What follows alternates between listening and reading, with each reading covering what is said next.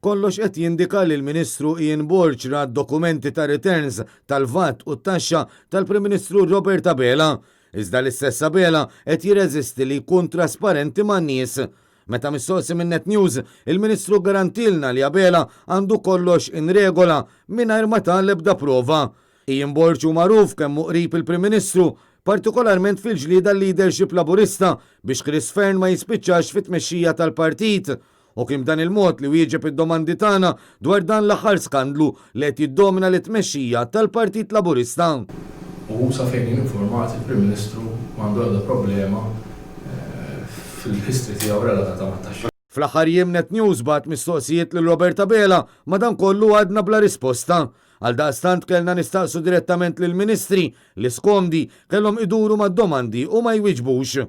Iżda kollox jindika li l-Prim Ministru ta' xi forma ta' spjegazzjoni lil xi membri tal-Kabinett u dan kien ikkonfermat mit-tweġiba ta' Ian Borg kif ukoll il-fatt li sieħbu fil-Kabinett Michael Falzon ukoll ħass li kellu jiddefendi lil Abela.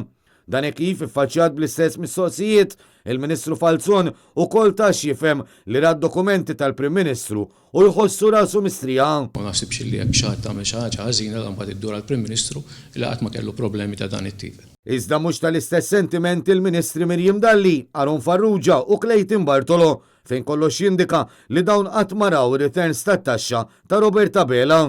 Naħseb kumment bħal dak tridu tagħmluh li l-Prim Ministru jiena safenna fien il-Prim Ministru l-affarijiet tiegħu ta' fejn tidħol taxxa u affarijiet li huma finanzjarji huma kollha above board. Ta' qabel 2017. Safenna fien il-sitwazzjoni finanzjarja tiegħu hija above board u hija trasparenti. Robert Abela bħali daħal fil-Parlament fil-2017 u aħna kif titlob il-liġi għaddejna id-dikrazzjoni tagħna lill-Parlament Malti li jinsabu l-kol pubbliċi. Biex narawhom qabel ġifieri ta' qabel 2017 f'każijiet. Jekk hawn mistaqsijiet oħra noħodhom.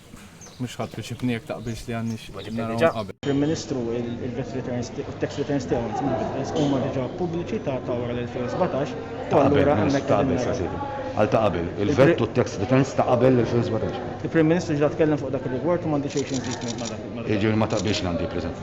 Il-Prim Ministru ġa tkellem. Inti bħala membru tal-Kabinett, inti. Il-Prim Ministru ġa taqbel tkellem. ma taqbilx. Jiena nżomm ma' M'inti x'qed tgħidlek taqbel ġifieri magħha. Jiena qed ngħidlek illi il-Prim Ministru ġa tkellem fuqha u jiena nżomm ma' dak. Dawn l-aħħar żviluppi qed ikomplu jħassbu lil ħafna rigward għaliex il-Prim Ministru ma jridx jippubblika returns tiegħu tal-VAT u t-taxxa ta' qabel l-2017.